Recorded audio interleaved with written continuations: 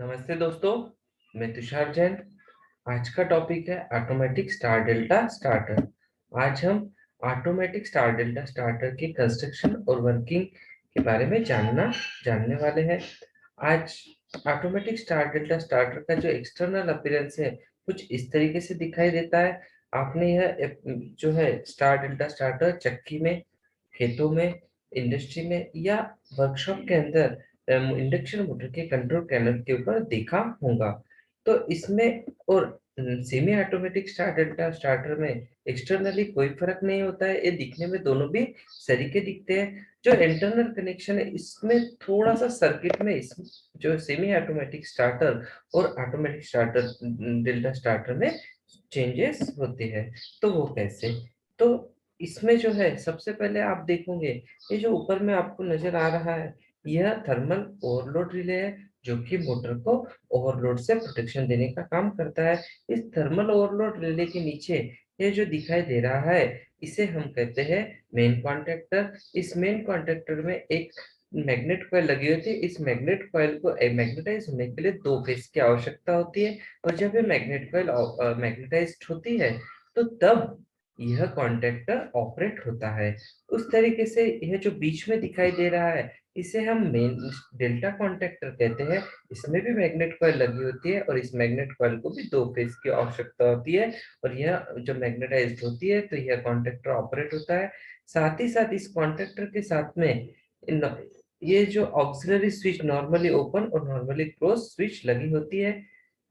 Third में जो आपको नजर आ रहा है यह है स्टार, इसे हम स्टार कॉन्टेक्टर कहते हैं। इसमें भी मैग्नेट कॉइल लगी होती है जो कि दो फेज मिलने पे ऑपरेट होती है और कॉन्टेक्टर को ऑपरेट करती है।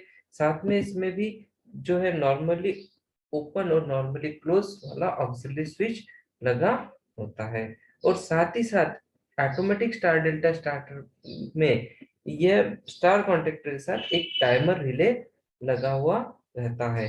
तो यह टाइमर रिले की वजह से ही यह जो है semi automatic star delta starter से यह डिफरेंशिएट होता है। यह fully automatic star delta starter कहलाता है। तो इसके जो मेन पार्ट्स है ऑटोमेटिक स्टार डेल्टा स्टार्टर के कुछ इस तरीके से है। पहला पार्ट है थर्मल ओवरलोड रिले।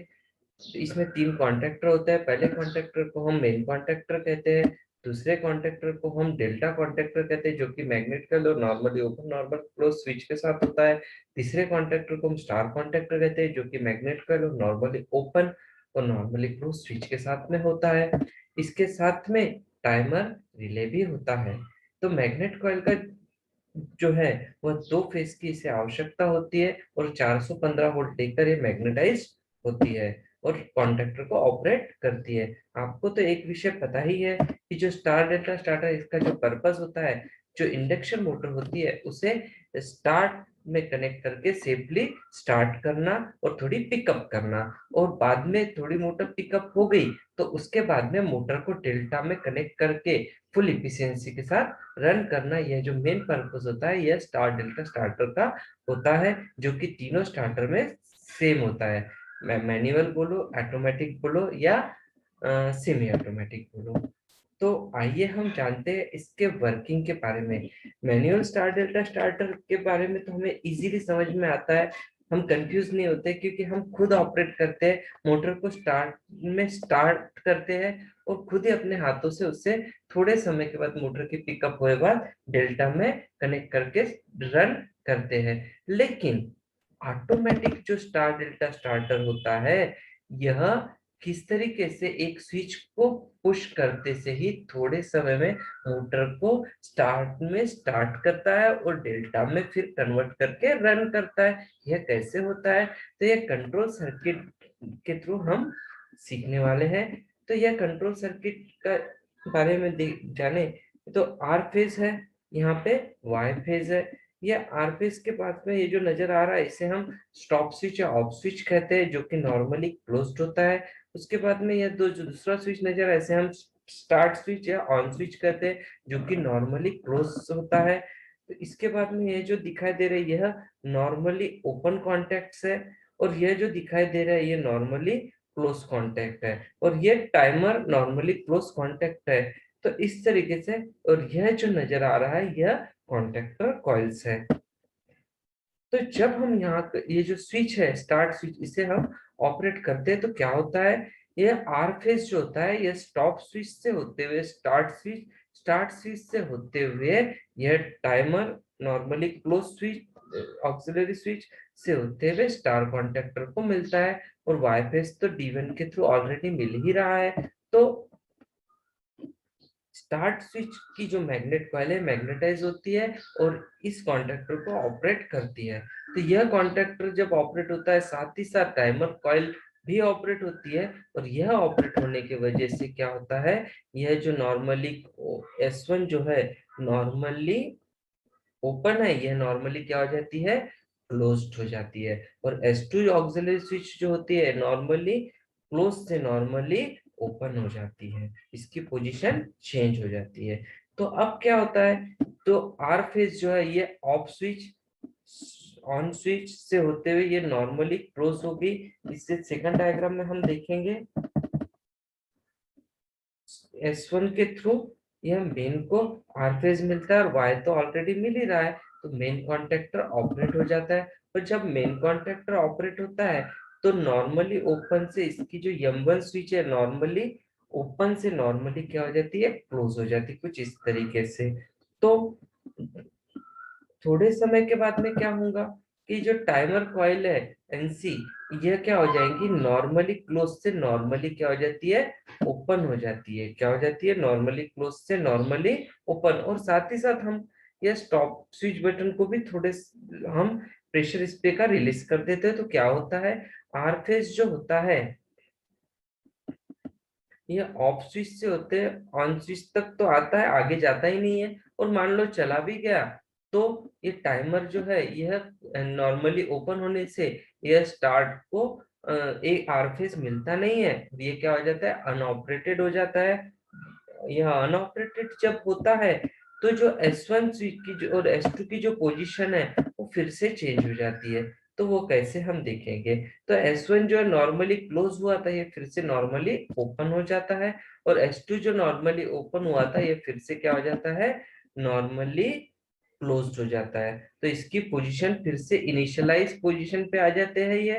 तो अब क्या होगा, तो यह S1 तो ओपन हो गया, तो मेन को जो सप्लाई है वो क्या होता है, ये बाईपास हमने करा, मेन का जो कॉन्टेक्टर क्लोज है इसके थ्रू M1 को सप्लाई मिलता रहेगा। साथ ही साथ M1 के थ्रू S2 और S2 के थ्रू डेल्टा कॉन्ट्रैक्टर को आरफेस मिलेगा, वाई तो मिल ही रहा है, तो डेल्टा गेट्स ऑपरेटेड। और जब डेल्टा कॉन्ट्रैक्टर ऑपरेट होता है तो उसी समय क्या होता है, ये D1 जो नॉर्मली क्लोज था ये नॉर्मली ओपन हो जाता है और स्टार को दोनों भी फेज मिलना बंद हो जाते हैं।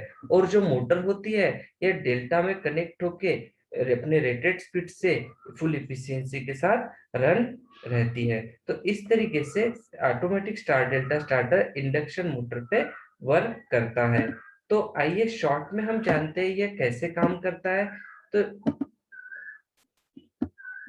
जब हम आर फेज जो है ऑन पुश बटन को स्टार्ट ऑन करते हैं तो आर फेज ऑफ के थ्रू स्टार्ट स्विच से टाइमर नॉर्मली क्लोज स्विच से स्टार कॉन्टेक्टर को मिलता है। और D1 के थ्रू वाई तो मिल ही रहा था, ये ऑपरेट होता है, साथ में टाइमर कॉइल ऑपरेट होती है। यह ऑपरेट होने की वजह से S1 और S2 की पोजीशन चेंज हो जाती है, S1 क्लोज हो जाता है, S2 ओपन हो जाता है। और S1 क्लोज होने से ऑफ ऑन जो आर फेज है ऑफ स्विच के थ्रू ऑन तक, ऑन से S1 से मेन कॉन्ट्रैक्टर को आर फेज मिलता है और वाई तो मिल ही रहा है, तो मेन गेट्स ऑपरेटेड। और इसकी वजह से M1 जो है नॉर्मली ओपन से नॉर्मली क्या हो जाता है, क्लोज्ड हो जाता है।